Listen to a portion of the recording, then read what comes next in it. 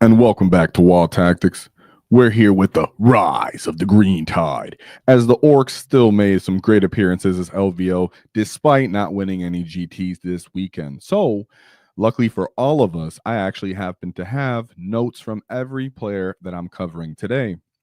Therefore, this might be a long one, and I'm going to try not to do just straight off reading off the notes. So, other than that, let's get into the stats and the facts, like always. So we have with us Meta Monday's stats. And what are the chat I see y'all gets? So Orks had a 44% win rate.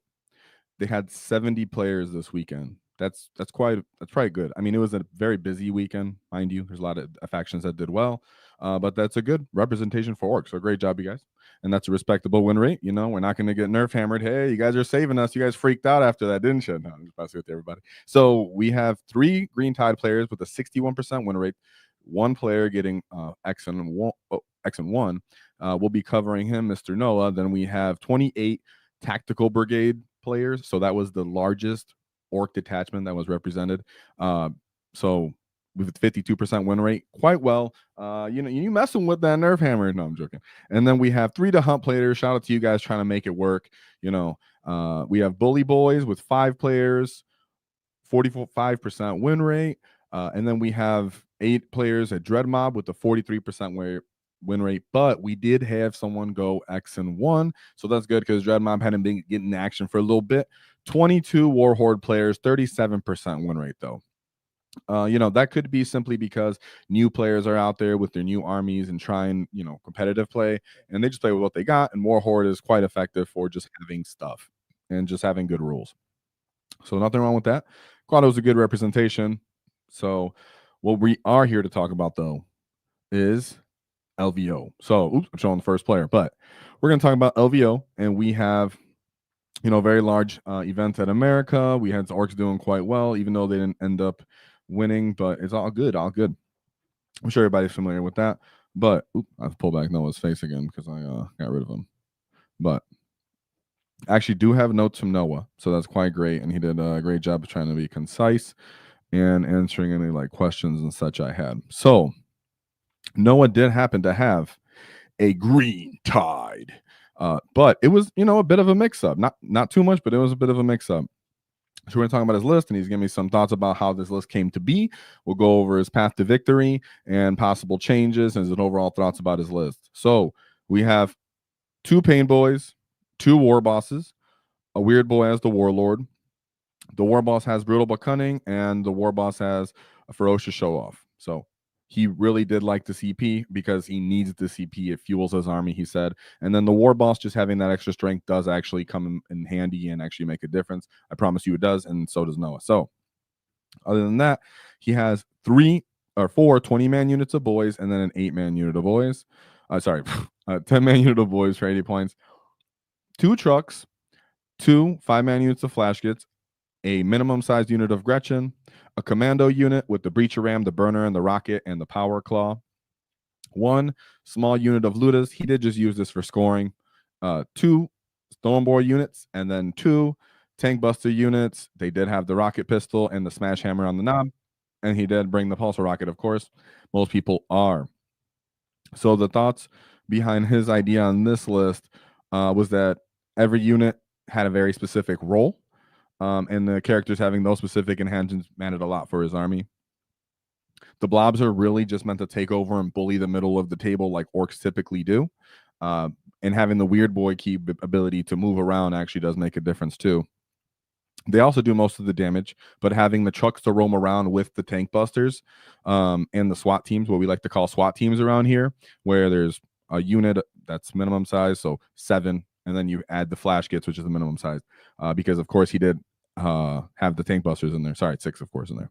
So those were just running around the battlefield, usually moving along the flanks, and then he just kind of chip firing. And then when it was go time for the WAAAGH turn, Noah would disembark them and just lay the DACA down and really make a difference here. And as for the commandos were there to usually be in a very safe position. I had the wrong one here. Usually in a very key safe position. They're usually staging near his natural expansion or just outside of his deployment zone. They were really meant to eat overwatches and use their bomb squigs on important targets.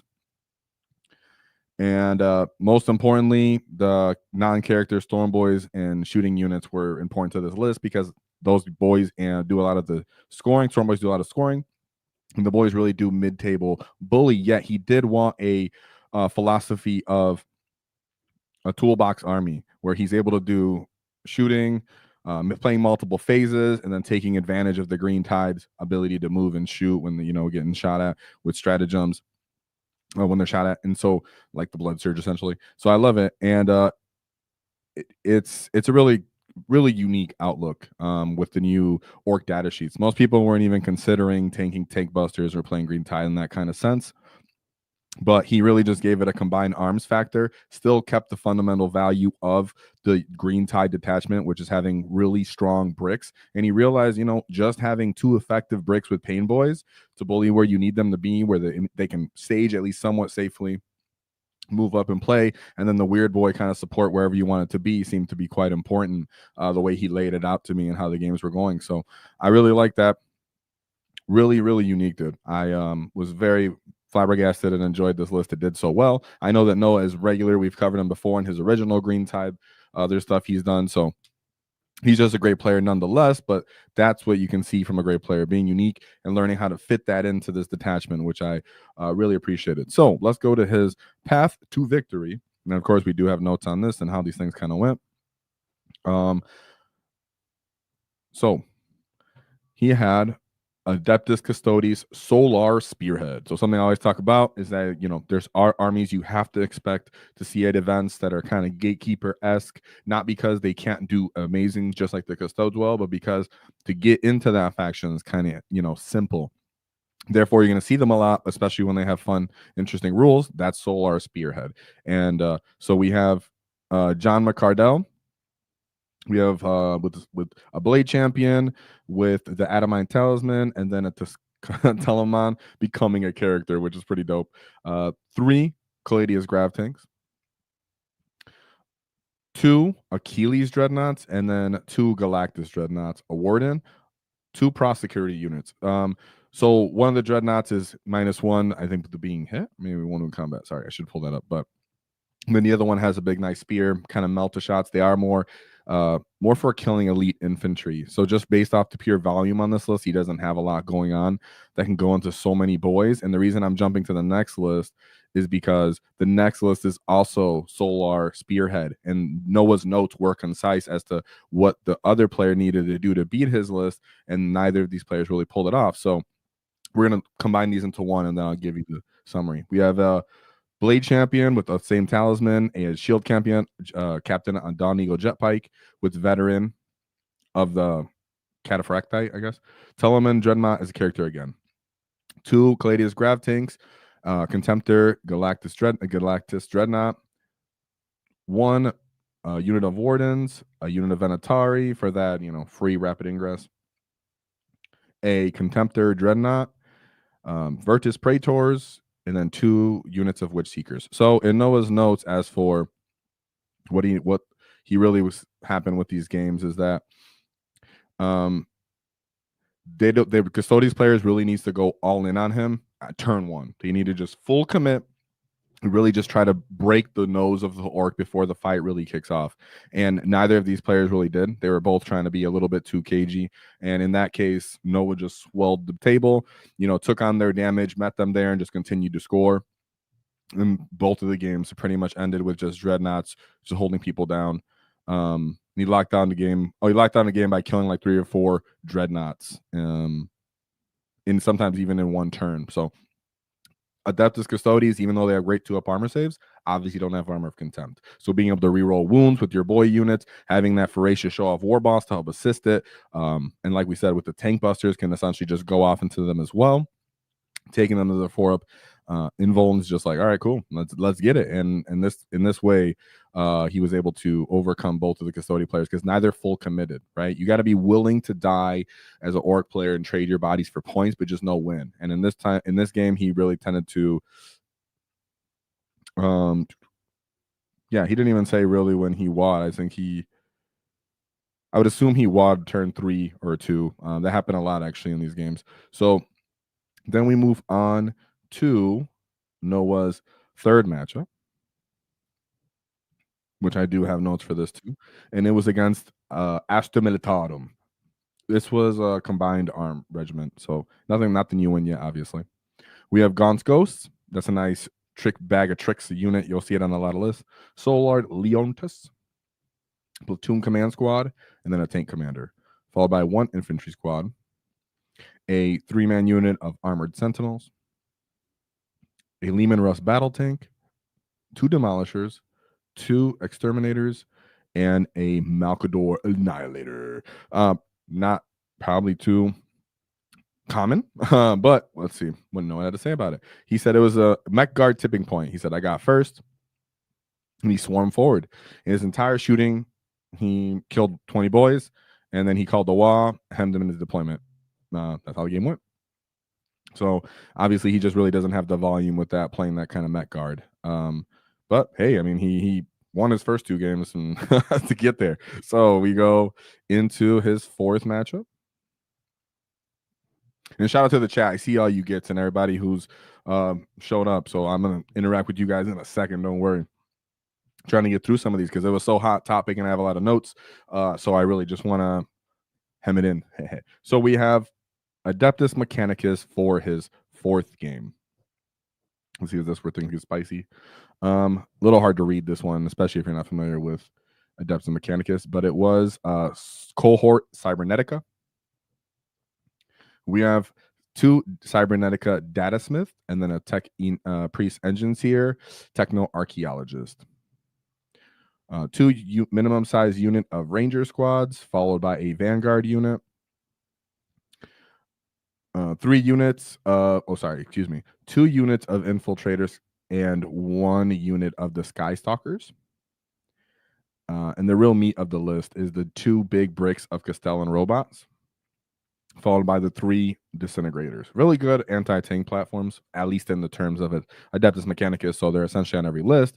Not really loving shooting into boys. But we'll talk about how this game actually went, because our get was real cunning here, and this is where he wanted to be cunning. So I appreciate this little note. He said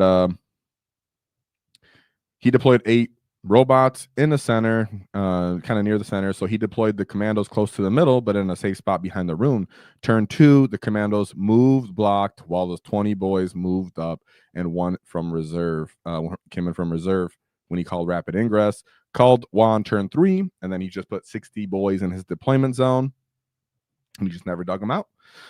He did a really good job of simplifying that, but that takes a lot of premeditation as the player to be able to identify. Not a lot, but it takes a lot of experience to look at the table and go, he's positioning himself in a way that I can simply move up and block. This is something that I like to do with commandos and storm boys as well. Sometimes can do this. Grats in general, what you're trying to do here that he's describing is you walk up to a rune when someone's directly behind it. And you don't charge them. And of course, everyone is going to be an inch away from the wall on their side of the room, so that you can't charge them anyways. Therefore, if you do the same thing on your side of the rune, they cannot charge you either. And they also can't move through you. Therefore, you can stop units from really moving through terrain and countercharging you. You can stop heroic interventions that way. It's a really wise tactic to do. So that was brutal, but cunning, Noah. So let's move on to his next game, and this was where things got heated. He did end up taking this one as a loss, but it was against the TJ Lanigan. So TJ Lanigan, of course, I should have shown you the score earlier. Excuse me, fellas. But he got a 100 game 1, a 68 against the other Custodes player.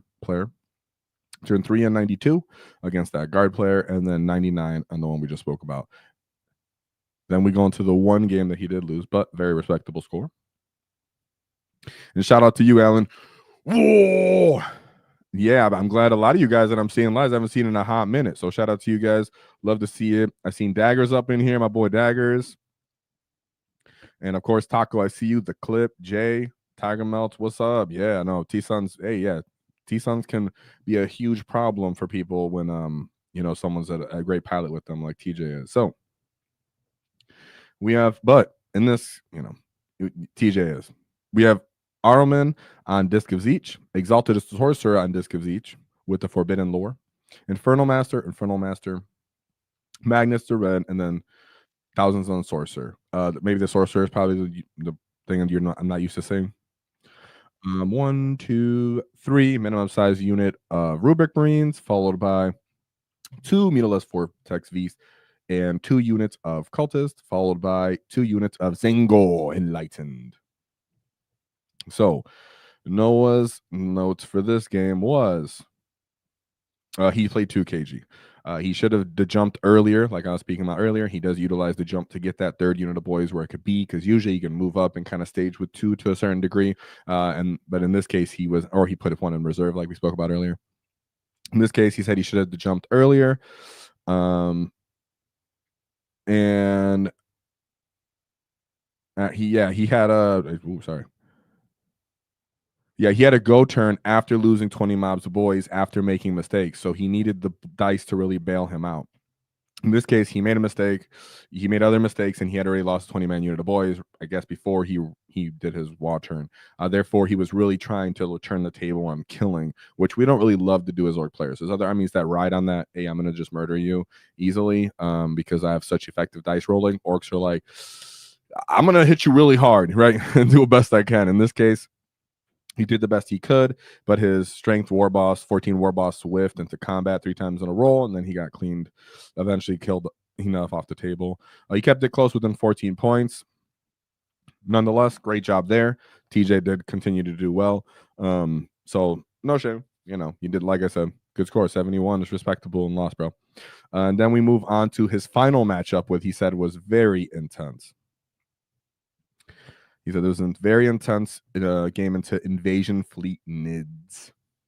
So it's a Bug's Life. We have a Neural Tyrant. Boom. That's it for characters. That means you have a lot of stuff. 1 Biovore, 3 Exocrines, 2 Lictors, 2 Maliceptors, 1 solo Pyrovore, and then 2 individual Pyrovores, and followed by another individual. Sorry. So there's a 2-man unit. I spoke weirdly.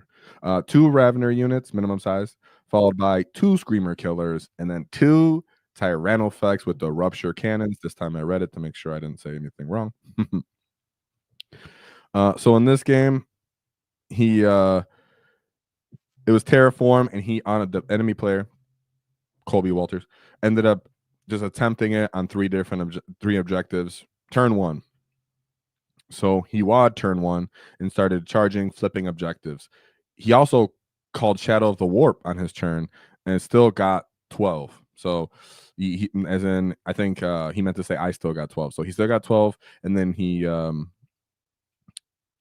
then he terraformed twice and took over the table. So because he was able to kind of endure that shadow, because the shadow can sometimes break you as an Ork player. That unit needs to go, especially if it's go time on your WAAGH turn, for example. You need your strats to go off. You need this combat to go your way, and you need the OC usually sometimes. And in this case, he was able to still keep points. So in that case, he was able to stay ahead while winning on points because the shadow. Oh, I'm sorry. Yeah, so the game stayed close in that case, but he pulled ahead by winning. Most of my opponents, sorry, that was on a weird way to word that note. So in short, what ended up happening on this game is that he WAAGhed turn 1 right away because the enemy player walked out and started doing terraform. You kind of do need to get into Tyranids very aggressively, in my opinion, when you're playing against them. They want to play the game like you do as an Ork player. They want to trade their bodies for points. They're willing to take over the table and then die. They don't expect to live. They don't expect to be very killy. That means you need to meet them and kill them because we are more killy than them. And they do enough damage if you let them into us. Therefore, he committed early. That would be a scary thing for some Ork players to do. So very keen on you, Noah, for getting that off. Yeah, and then what he said is most of the time his opponents didn't have any time left, but he never timed them out in competing. That's very honorable of you. He said the company, the Storm Boys, the big unit of boys with the boss, and the Bustas were the MVPs. Currently, there's no changes to this list, and he's going to test some variants, possibly the Shock Jump Dragstas, to figure out some techniques. So yeah, great job by you. I'll call out the list one more time in case I missed anything. We got 2 Pain Boys, 2 war bosses, a weird boy. We did have the brutal but cunning and the ferocious show off enhancements. You need the CP and you need that war boss killing. We have three 20-man units of boys, and then a minimum size unit of boys, 2 trucks, 2 5-man units of flash skits, a Gretchen unit, a commando unit with a breacher ram, a burner, and a rocket with the power claw.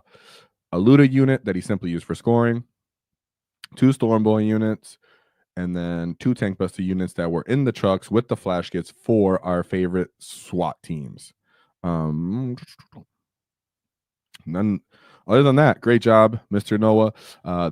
The list being able to be a nice combined arms factor for Green Tide is pretty fantastic. Instead of just bringing the max boys, you brought some guns, didn't bring big transports or anything. I like that you took advantage of the commandos. I'm really on board with having commandos when you go to very large events. Maybe if you play smaller ones, you can get away with them because you don't run into those niche factions that need to scout, infiltrate, and then just run into you and not really care about playing the mid table, that they want to play early and play the mid table. We have, I don't want to go into it, but they have a bunch of different factions. Nonetheless, you want to use them for scoring, or like he said, where he ran up and ended up screening an enemy unit. Nonetheless, there will be more commandos we're talking about tonight. So, with that being said, war for Noah and the rise of the Green Tide. Then we move on to the Enzo Bergen. So Enzo was actually kind enough to give us notes as well, and he joined the Discord. So he was running a Tactics Brigade. Let me make sure I bring this up clean. Yeah, and he was also, let's see. So he had 2 beast bosses with the enhancement of Mork's Cunning, Big Mech and Mega Armor with Mech Captain, 2 Big Mechs with Shock Attack Gun, 1 with a Gaba Boomer, and then a boss Snickrot. Followed by 2 10-man units of Snaggas, 2 5-man units of Storm Boys, 3 trucks. 3 trucks, flash kits, 3 minimum size unit of Gretchen. You obviously need a 10 flash kits, sorry. 3 minimum size unit of Gretchen, 2 kill rigs. Yes, you're seeing that right, 2 kill rigs. A commando unit with the breacher ram and a power claw, and then 2 tank buster units. Love to see it. The kill rigs. So he does have a lot to say about the kill rigs. Let me clear some of these tabs real quick so I don't get lost in the sauce with all the notes we have here. Yeah. So he's really high on the flash kit. On the kill rigs. And the reason he's high on the kill rigs is because he really takes advantage of the redeployment stratagem. Enhancement. So he did practice a lot, he said, with that. Most of his practice reps that he was getting through was really focusing on taking advantage of the enhancements of Mork's Cunning. And that was quite cunning of him. And it's the same thing. He's mirroring what Mark Perry said last week, where Mark Perry did the same thing with his list, where he made it very important and fundamental that he brought the enhancement and took advantage of it with big units that forced the enemy to deploy themselves in a certain negative way, and then we as Ork players take advantage of that. So when we go over his notes, he'll express how that happened. So Enzo did end up he did drop game 1, and that is unfortunate. He still did well overall and had great scores, but he had the loss that he took is actually important for his notes on the kill rigs. So for Enzo's, let me talk about his notes as for the archetype of his list. So in his head, every tool on his list is for killing. It helps with threat overload, and it can also do skirmishing quite well, meaning it's diverse into other small units that are kind of used as bait sometimes, that you can actually winning the exchange in and actually taking advantage of the skirmish. So he made this list to wall around turn 3, which I find somewhat common at least in my games as well. So it's very wise that you ended up leaning into that, because most of my games have been kind of turn 3 walls as well. He tried to set up perfect walls best he could. That's where I really like the beast bosses as well. Beast bosses allow you to play the game earlier without committing to a wall because they can do damage and kill things. That's why having 2 units of them is really effective. But nonetheless, very important for him, especially on Crucible battle maps, that the kill rigs were redeployed and abused correctly. So, in order for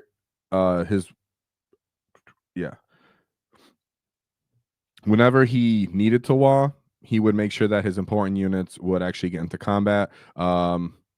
Whether it was the kill rig, well, actually, here's something I need to point out very, very immediate that I should have said earlier. He learned from his first game into the Leagues of Voltan not to embark your kill rigs, your beast snagger boys into the kill rigs. This is something that we spoke about a little bit when we did the debate with Happy Crumper, where we were talking about, the utility of a kill rig and that it's not simply a transport. This is something where Enzo felt as well, and this game kind of solidified it for him, where he didn't actually put the Beast Nagaboy units into the kill rigs. He was actually keeping them outside of that. That way you can't pop them and then get a juicy target and get a straight 300-point trade nearly from just shooting the kill rig with the full of boys, snagger boys. Instead, you use them so that you can get out and skirmish early and kill kind of odd units and bait the enemy into killing the kill rigs. So that's really cunning of him. Most people just want to use the kill rigs for transporting and running around the table. He made sure not to keep it that simple. So now I'll talk about his list. It's his first matchup. So first game, though, it was very wise. The enemy player was quite wise. He said, let's see what this guy got. He has, where's the character? There he is. It looks weird how it's worded 5 times for the Iron Master. You see that? That's why it caught me off guard for a second. So he said he has a Broknir Iron Master. He has 3 of those for the whole list. That's 2. Right, 1, 2. Oh, yeah, 2 of them. 1 with the Praising Glare, 1 with Grim Demeanor. 1 unit of Hearthkin Warriors. I like that they can split into 2 small units, combat squad. 1 unit of Broknir Thunderkin with the Graviton Blast Cannon. 3 units of Berserkers. This mole launcher will be important. We have the 10-man unit of Jaegers. These guys are their infiltrators, their version of commandos. Pretty cheap, though. These guys also have a reactive move you have to keep in mind when you play against them. 1 big unit of the Pioneers. So typically, they use the 3-man units to play the edges of the table and kind of come in and on and off and play later the game if they can, score as many points for them as they can. But they do like to take advantage of this Pioneer unit for the damage. And it really can pop off if you respect it, especially into Orks where it's that strength, 6 and volume of fire.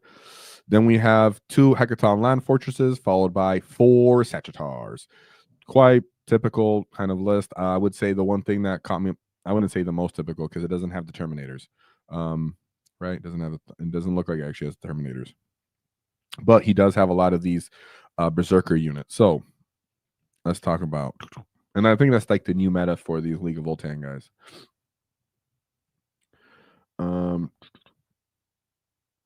So he had into League of Voltan, he said he made the big mistakes by taking his tank busters out and then just overcommitting every tank buster plus a shock attack gun into 1 Sagittar, horribly overkilling it. You can, in fact, split fire with this unit circumstantially. I would say, more favorable than others. Let's say you can throw some bomb squigs into your selected target that's actually near to you. You can put the pistols into that one. There's a chance you can take, the shock attack gun or into the far down range unit, have a couple of the rockets aim that way, and then the rest of your guys hit with their already hurt unit. You could also obviously throw a grenade at that unit to weaken it. So I'm not always in favor of split firing, keep in mind, but there are certain units and times that you actually can with that. So he said that he overcommitted by doing that, which left him open, ended up killing him. It was a very important lesson for him to learn.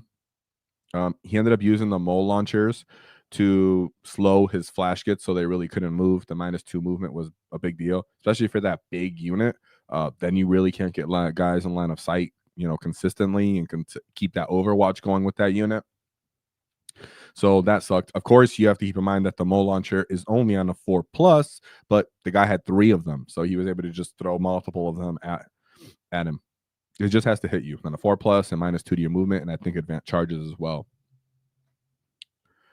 And embarking the kill rigs was a huge mistake that he decided he wouldn't do anymore at that event, and he didn't. So, not what you want to do, but he held his ground and he was like, "Hey, I'm not going to give in. I'm going to keep going through," and he ended up winning all the rest of his games. So, something else he said. I see you guys in the chat. What's up, chat? Whoa! One thing I also want to say is that he did give some notes about a little more notes about these units. So one thing is the flash kits are the main reason he played this detachment, and he would absolutely not bring anything other than the Big Mech and Mega Armor for the 4-up info, and then being able to put stealth on it. It made the unit very respectably durable. He said the tank busters and the shock attack guns are obviously amazing. Most people are aware of how amazing that unit is at this point. But what I really liked was he took the Beast Boss over the Beast Snagger Boys, which is something we've been talking about in the channel and the Discord as well. Is that there's very obvious weaknesses that the Breaker Boys kind of reach, and they kind of cost more. But in turn, the Beast Snagger Boys are less CP hungry. They can activate outside of the wall if they have to, even though they're really good on the wall, especially. They're more effective into these units like Katans, for example, Demons, where you can just simply re-roll and put volume of simple attacks into them instead of hoping that your very low volume of tank attacks actually go through. Mind you, the Breaker Boys don't actually have great AP either, so dev wounds make a difference in the matchups that matters. So nonetheless, that helped the overload of the archetype of having 2 of those units, which I'm in big favor of too. If you've seen my list example, that's what I put on there. So nonetheless, the kill rigs. So he said the kill rigs, he gave me a huge 3 paragraphs about it. So he said they're amazing. He absolutely loved them. But yes, he does not put units inside of them, and taking advantage of the redeploy is the most vital thing that they can do, and then using them as kind of skirmishing or bait kind of units. So let's go into his game 2. I had to point out those more notes because I've seen them. Because the next game was a mirror matchup into a Dread Mob. So shout out to the Dread Mob player, Andrew Armstrong. Playing the Dread Mob because I'm a big fan of Dread Mob. So we have 2 Big Mechs with shock attack guns, and then with Pressive Fasta, Boss Nikra, 3 minimum size units of Gretchen. Yeah, not enough Gretchen. I'm just kidding. 1 truck, 2 5-man units of flash kits, and then 2 big bricks of killer cans. So I've actually ran max killer cans before, and then a 3-man unit killer cans. For a while I was running max killer cans. They can actually devastate certain armies in matchups. They have such great output with their rerolls and being able to pop the strats for damage and reduce damage when being shot at. Highly respectable, but slow-moving units. We have a commando and obviously very open targets once they're exposed. A commando unit, 2 Luda units, a 3-man unit of Mega Knobs, followed by a Morkono, and then the Stormboy unit. One thing we were going to say here is that he did give me notes for this one, and he said what was important in this game is that when he redeployed, he decided to kind of bait out the killer cans, and then he pretty much hit everything. Actually, no. I read the one too early. He said he was able to hide everything and get up staging for getting first because he went first. The enemy opponent deployed a little too cagey against him, probably because the amount of DACA he actually had, and he was scared of his, like I said, killer cans getting exposed and destroyed early. He ended up playing cagey. So Enzo ended up turn 3, drive the dagger in, screamed out commandos, and then redeployed his commandos. Redeployed his kill rig to bait the killer cans, and then he was able to kind of deal with them in that sense. Nonetheless, his army felt like he shot just as hard as that Dread Mob player, but he also had stealth and movement tricks. So that would be quite annoying to have stealth on your units because killer cans are hitting on 4s natively. Only one's doing the rerolls. That's the thing of having multiple of those units. And if you're playing KG, it means you didn't use one in reserve, or if you did, then you can't get it on the table. So that's hard. It's hard to pull off to kill a can, but hey, shout out to you and your dread mob. Whoa, Andrew Armstrong. So we move on to game, and then that was a 94-point win. Then we move on to game 3, where we have the Tau Empire with the Retaliation Cadre. One thing is, Enzo did say he had a lot of reps into this army. So he had 2 Cadre Fireblades, followed by 1 Commander Farsight, and then a Cold Star, 2 different Cold Star commanders in battle suits. One with Infernus Grenade Racks, and the other with Stolf, the Star Flare, followed by 1 commander in the Enforcer battle suit as the Warlord. 2 units of Breachers. These guys are great. When you're on an objective, they absolutely devastate you. They can get re-rolls from that, and their strength 6 on that as well. And let's see if they had Devilfish. It didn't have Devilfish in this case. We have 1 knife fight battle suit unit with shield drones and some plasma rifles, followed by Starsight battle suits. These do have the flamers, so these actually have at least respectable Overwatch. I believe it's only strength 4 though. Then we have Sunforge Crisis suits, with some drones, gun drones. These guys put respectable amount of fire on there, firepower down range. Oh, do you have 2 of those? Yeah, he had 2 of those units. Sorry, followed by 2 Ghost Keels, a Pathfinder unit, another Pathfinder unit, and then 3 3-man units of Stealth Suit, followed by a Vespid. So, would really miss the Devilfish on this matchup. Sorry, on this list. Other than that, you know, a little character heavy, but that's probably where the Devilfish should be. So we have, for the notes here, he was Scorched Earth, GW layout, and he went first. Again, did he go first there? Yeah, he went first. Yes, he went first. So on this one, he said to play a lot in Total.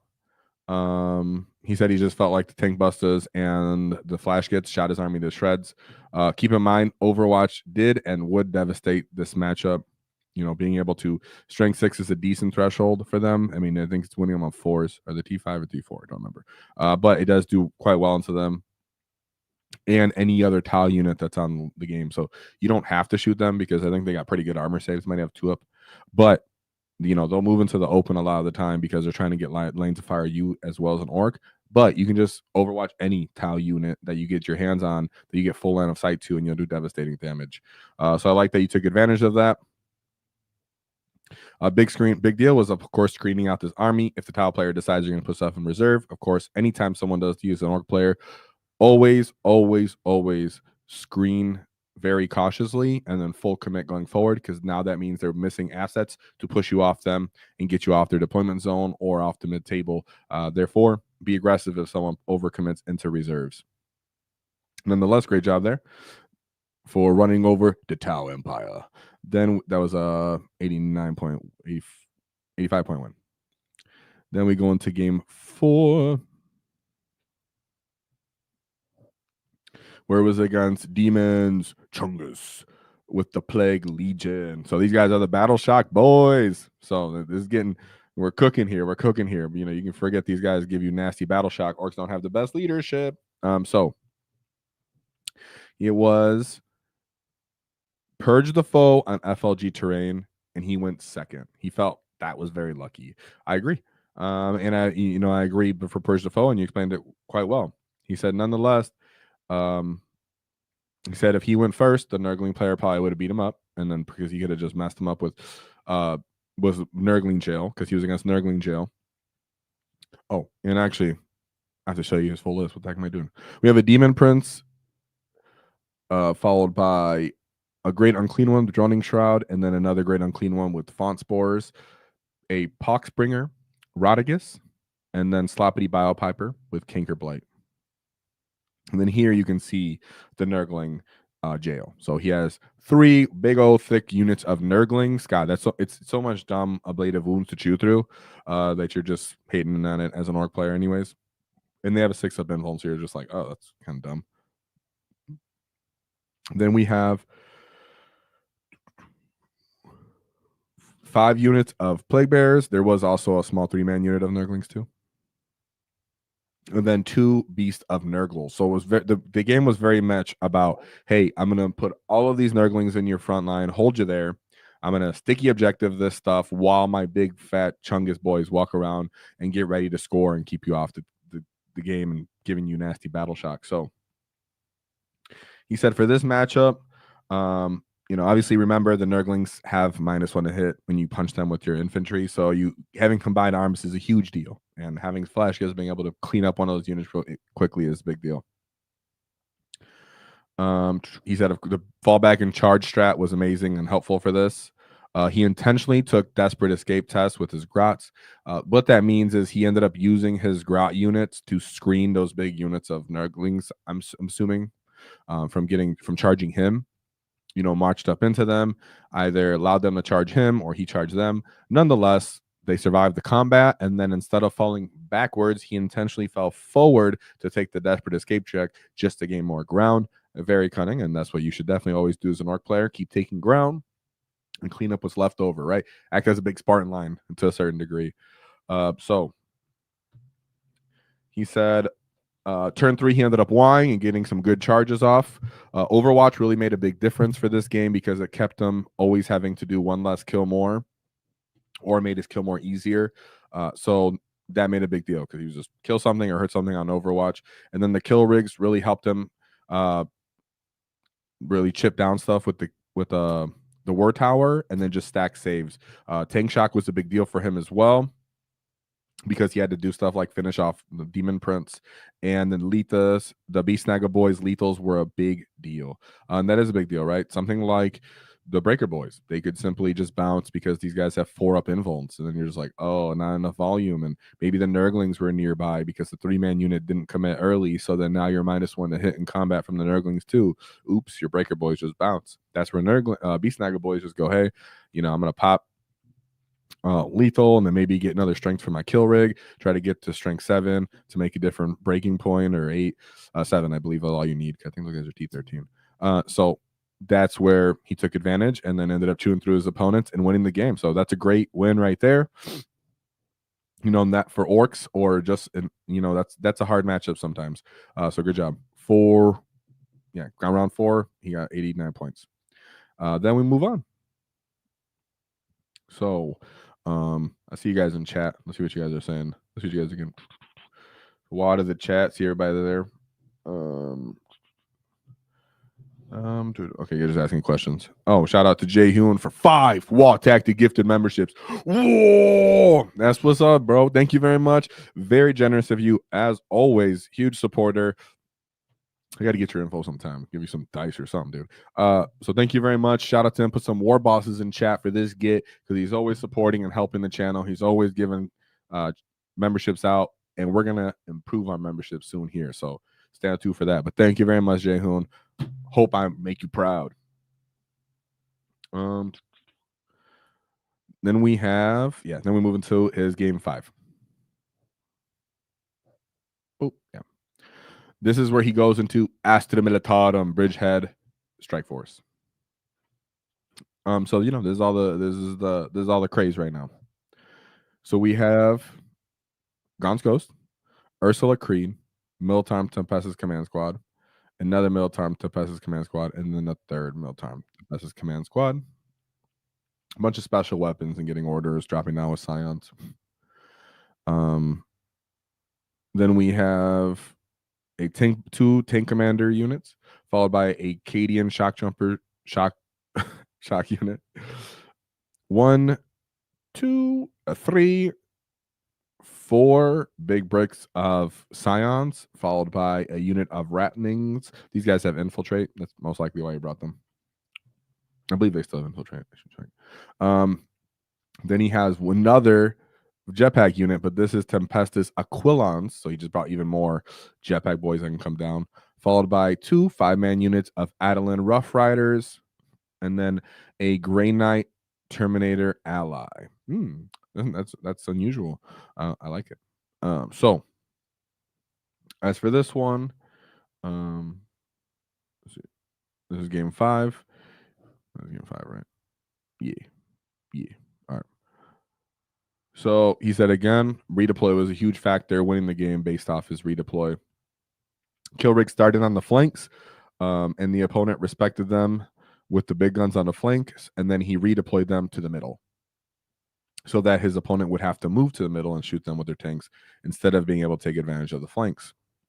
Then he cracked his tanks with tank busters and patiently decided to WAAGH on turn 3 once he lined up some good charges to prevent his scions from coming down.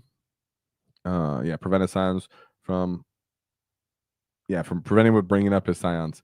He also screened out his infiltrates with his commando. So I think that was the ratlings, like I mentioned. And then he redeployed his commandos into his backfield. That way, everything else that was killing in the army can go forward. Also, so you can take advantage of using his grots as an OC bomb, of course, to swing some of those from other battle line units. And then he said that the enemy took a secret mission, and he ended up scoring the secret mission, but his primary was too high, and doing all of the actions made a big difference. Of course, this was ritual, so a lot of objectives all over the table, and people are going to score a lot on that one. So you have to do your secondaries. So great job by that. Everybody knows that another army you have to expect to see are these adeptus, Astra Militarum. So it's a silent spam, right? So great job on that win. Then we go into his last matchup,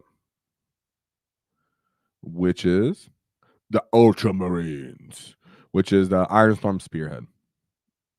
The Lieutenant with Kami weapon, Malnius Calgar, Rubute Gilliman, and then a Tech Marine with Adeptus of the Omnissiah, a Intercessor Squad for Sticky, 3 Ballistas Dreadnoughts, a Company of Heroes unit, a Gladiator Lancer, an Inceptor Squad, an Infiltrator Squad, and then 2 Vindicators.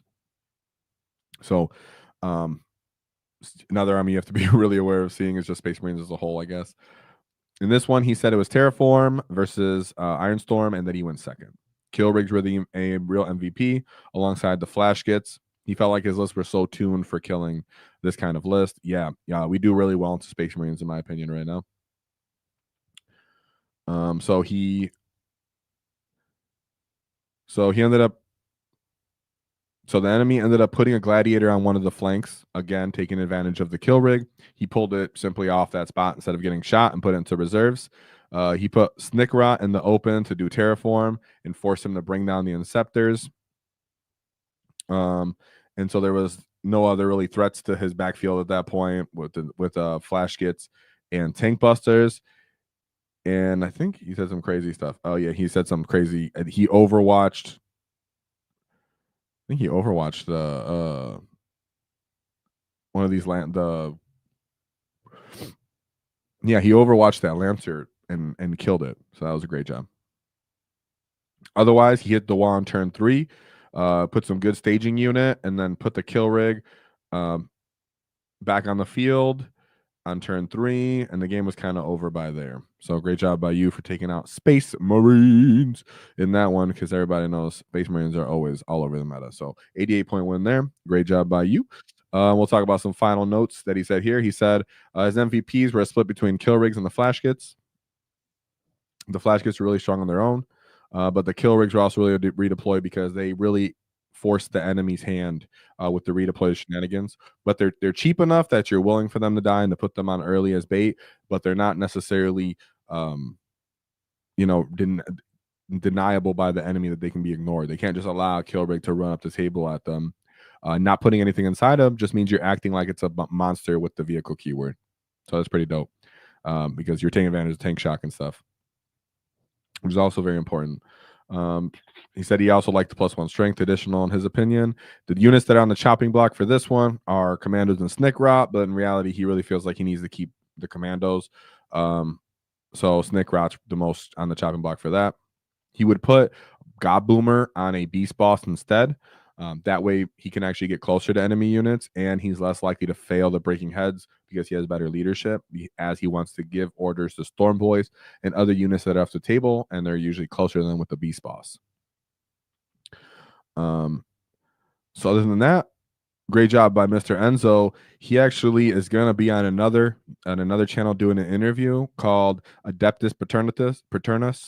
I'm going to put it in the chat. Paternus. I just spell it out. It's Adeptus and then Paternus. All right, if anybody wants to see it for his own personal interview. That way you guys can actually hear his firsthand point of view if you want. And he's in the Discord and he'll be in the comments replying to anybody has anything to say about that. So shout out to Enzo. One more time. We have 2 beast bosses, one with Mork's Cunning, 2 Big Macs with Shock Attack Gun, one with God Boomer, the Big Mac and Mega Armor with Mech Captain, and then Boss Nikra as the Warlord, 2 10-man units of Beast Snaggle Boys, followed by a 5-man unit of Storm Boys, 3 trucks, 3 minimum size units of Gretchens. I really like that, and it seemed to come in handy. 10-man unit of Flash Kids, 2 Kill Rigs, 1 Commando unit with the Breacher unit Ram and the Power Claw, followed by 2 Tank Buster MVPs. So he's also in the chat, so shout out to him. Adeptus Acrylis. So if you see him in the comment section, just know that's him. War for the Taktikal Brigade.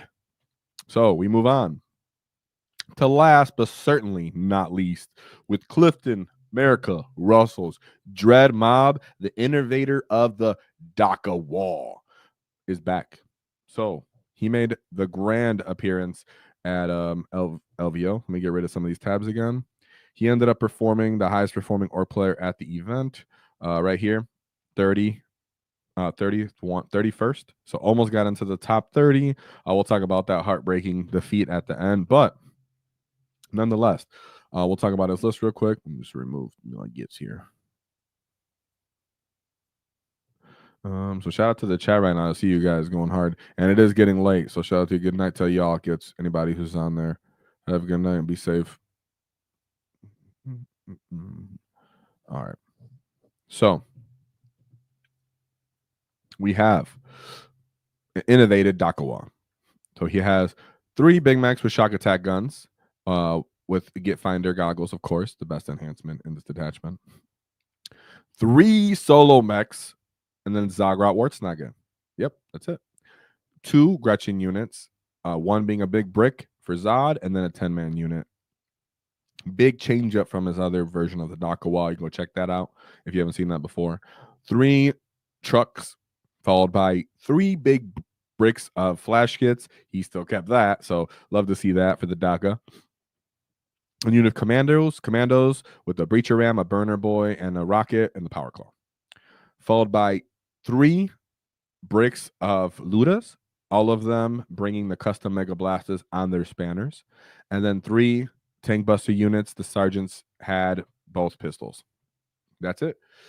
We call it the DACA wall because that's all he does. He just brings the DACA. Very creative list in this sense because you're really just going all in. And there's like none of these things called screens and, you know, not really heavy on transport necessarily. He used to bring a lot of grats on his other version of the list. No no real vehicles other than the 3 trucks like most Ork lists, but flash hits end up being like your kind of melee combined arms end up playing a good big factor there. And of course, we do have his notes. So his were quite concise and clean. So thank you very much for that, Clifton. You're a very organized man. So the purpose of this list and its archetype is the DACA wall. I have more bullets, and most of them are pretty big. He loves it on Dreadmop because it works really good with the new tank busters. So there's always a lot of contention of that, you know, around the Ork community right now is where do you want your tank busters? In Taktikal Brigade or in Dreadmop? And there's arguments for both, which we can get into that in another video. But he was very comfortable putting them on here, and they just help support the DACA that he was missing before. His old iteration had mech guns, and obviously mech guns aren't that reliable, really unruly. So the tank busters were probably huge enhancement for that. I think it's awesome that he also, I'm assuming he put the mechs on the Ludas. If he didn't, then he was running them as, you know, mobile firing decks, and the mechs just giving +1 to all those trucks. Not sure. He wasn't able to get back to me on that question, but that's pretty sick. Then we have his shooting was just heavy sustains. He said the sustains were just a big deal. So 9 of his units having shooting sustain was a big deal. Obviously, the Flash gets Ludas and Tank Busters. Then we have the MVP was always and forever be Zagra Wartsnagger. Whoa! You know, in Dreadmob, I do still think that Zod is absolutely amazing in Dreadmob and probably his best detachment, most likely. But yeah, shout out to that MVP. So he doesn't need any changes to his list necessarily. Things just didn't go his way. All right, so let's take a look at his path to victory. So here's my boy right here. And thank you for the notes, Clifton. So let's go. We got his first matchup. Yeah, and also you save CP on big shells.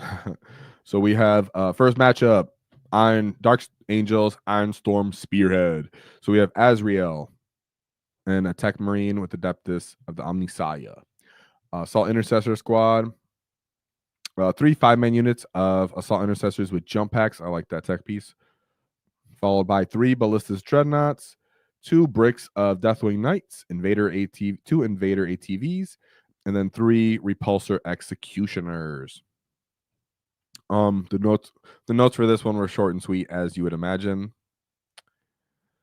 He just said, I do really good against vehicles, and they just don't have enough. They don't have enough units, and I just do really well into armor. Yep, very nice and clean, as you can see it.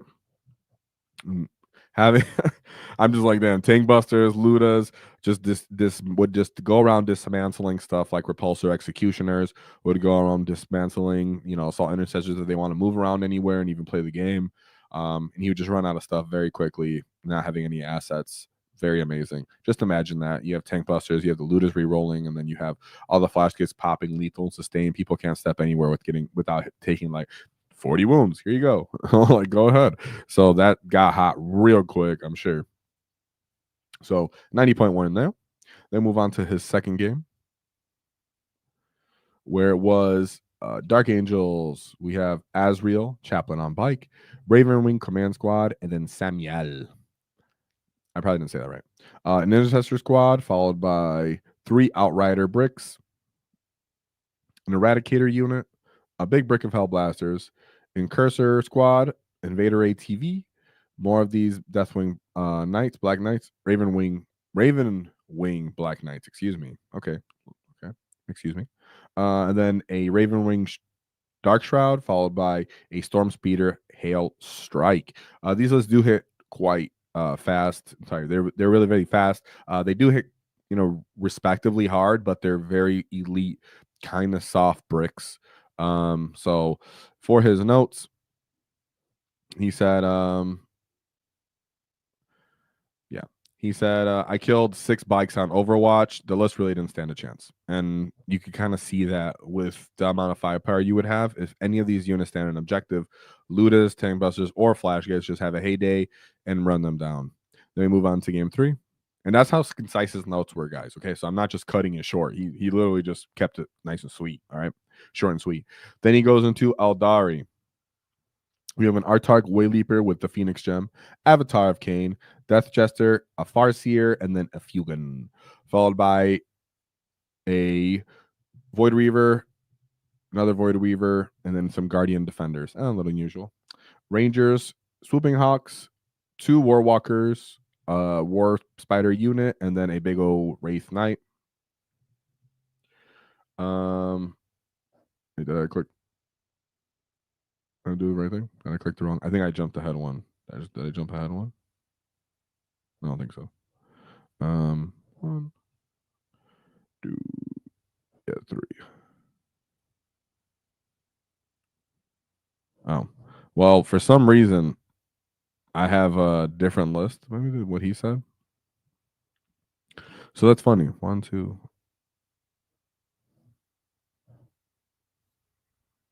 Let's see. Did I jump right here? Oh, it was Eldar. He was just saying that he killed the big. I was so short that I even missed it, guys. It was Eldar. He just, because that big Wraith Knight, he just automatically killed it. Game 3. Yeah, sorry. He put it in a different order, but it's fine. This might caught me off guard. It was much lower on the list, and I didn't notice that before. Yeah, he put it as one of his later games, but he must have just went over his head so quickly. Then he has the notes for the game 4. So his game 4 was the Nurgling detachment. Is that better? Yeah. 1, 2, 3. Yeah, and then this one 4. Yeah. Okay. So clear that up.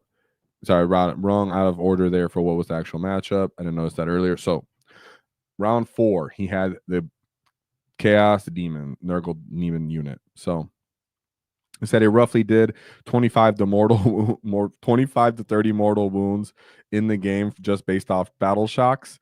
But it has to go stand on objectives, and when it does, the units die. Absolutely. So we have a demon prince with wings, Epidemus, a great unclean one. Make sure I got that on screen for you guys. Yeah, a great unclean one with the droning sprout. 2 poxwalkers, Rotigus, and then Sloppity Biopiper. Nurgling unit, 4 plague bear bricks. Yeah, these guys want to sticky and stand on the objectives. You know, they think they're durable, and then they meet Ludas and flash kits, and they're like, oh my bad. Then we have 2 units of plague drones, followed by 2 soul grinders. Soul grinders are respectable. You know, they have indirect fire, gets I believe damage 2 as well. They fight and shoot quite well, but you know, nonetheless, he pretty much just said the unit did kill him and did do good battle shocks, did a good amount of damage, but because how the list is, they have to stand in the middle. It means that they had to stand on objectives. How it's designed, he's really trying to stat check you. It means that he didn't meet he didn't meet the DACA laws. Toughness threshold, therefore he got destroyed. He killed both great unclean ones in a single turn once they became visible. Boom. Love to see it. That's exactly what I want to hear from a DACA wall. If you're getting the DACA wall title out of everything, then you gotta be able to kill both of the boys, right? Just kidding. So then we go into his 5th, right? Yes, I just clicked it too.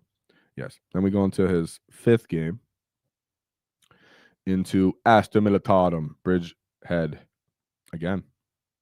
So we have Gaunt's Ghost. And imagine, I feel like the Astra Militarum player base is going to rise even more because the codex is coming out. So we have Gaunt's Ghost, followed by Tempestus Command Squad. 1, 2, 3 of them, of course. 3 tent commanders. 1 Cadian Shock Trooper. 1, 2, 3 bricks of Scions. Torox. I believe this allows them to advance and shoot. I have to double check. Maybe this is the old rules, so maybe I'm wrong. Atalan Rough Riders, 1 big brick, followed by 2 minimum size units, a Kazarkin squad, and then 2 units of Ratlings for the infiltrators. Very interesting. Let's see. He says the super scary Scions Bridgehead. It's the list I'm scared of the most, unless they bring tanks. And they brought around 4, so it wasn't nearly all infantry, and he was able to handle it. He said because he had good targets to kind of take chunks of stuff off the table. So he had the Torox, and then he had 3 tank commanders. That does help, of course. Obviously, if you like get no prisoner and bring it down at once, that also will just throw up your points really well. Love to see it, and he ended up just meeting the points again to kill him. Having also all of those DACA just to pick up the 10-man units cleanly, I don't think can be understated. Sometimes people overlook that and they're like, "Oh, a nice little 10-man unit." Yeah, you know, but you have to make full contact with it sometimes with combat units, like at least 7 orc boys and not -1 to hit from like any kind of weird kind of debuff or anything. So to clear a whole 10-man unit of T3 in this case, or in these guys actually have a 4-up armor save, so they'll even take better saves even from our chappas. That's where you're really happy that you're like, all right, cool, that's a cool story, bro. Here's all the DACA downrange, bam, clear when they come down. Also, you'd have great Overwatch units, multiple different units you might be able to attempt Overwatch with. So I like that. He still hates it, and it's the thing he hates most. And luckily the guy didn't bring a full on spam of Scion spam, because my boy got 91 points there, though. Whew. For being scared of it, you scored highly magnificently, so love it. And then he goes into his last matchup, his last game. Oops, I just pulled the wrong thing. Sorry, guys. Then he goes into TJ Lanigan. So TJ Lanigan played both of the Ork players that were at LVO that did well. We have Armin on Disc of Each, Exalted Sorcerer, 2 Infernal Masters, Magnus to Red, Thousand Sun Sorcerer. 1, 2, 3 units of rubrics, 2 Munich Vortex Beast, 2 units of Cultist, and then 2 units of Zangor Enlightened. So this is one of those games where it's kind of like all in, where you know what you have to do as an Ork player, or anyone who really plays this matchup, and you have to kill Magnus, as soon as you can. And in this case, Magnus was standing on an objective early in the game, so he did commit. Russell committed with his Daka WAAAGH and put everything into Magnus, and ended up just not killing him. That's sometimes you don't want to simplify the game like that, but even up killing him, he left him on exactly 1 wound when he lost. And so yeah. I think when he was saying that, was there anything else? Yeah, it really was just that pretty harsh. He said, he said easily he killed 30 Ludas right away after he committed fully into it. So yeah, that's how that game ended up going. He didn't kill Magnus. Magnus left to 1 wound. Magnus used his army and helped sweep up the table at that point. So that being said, 69-point loss there, but absolutely great run with that big D and a G. So one more thing I want to point out here. That was obvious that I should point it out. The mechs go with the tank buster so they can get the Daka, WAAAGH buffs, right? So they can get lethal and sustain. Boom. That's absolutely awesome. Love that. So we go 3 big mechs with shock attack guns, 1 with Gift Finder goggles, 3 individual mechs to go alongside those tank busters to give them the ability to do lethal or sustain. Then we have Zagrot Waaaghtaktiks with the MVP unit of his super runts, 1 minimum size unit of Gretchen, 3 trucks, 3 units of flash kits, commandos, 3 Luda units. Both spanners had custom mega blasters, and then the 3 tank busters for the Daka WAAAGH superiority. So shout out to Clifton, America, Russell. Whoa! And thank you for the notes. Very great, gracious, and very generous of all of you guys that did that tonight. So thank you very much.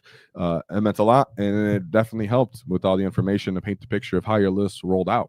So if you guys like that, make sure to let me know in the comments. If you guys like the comments, the notes. If you think some constructive criticism for how I can improve, just let me know.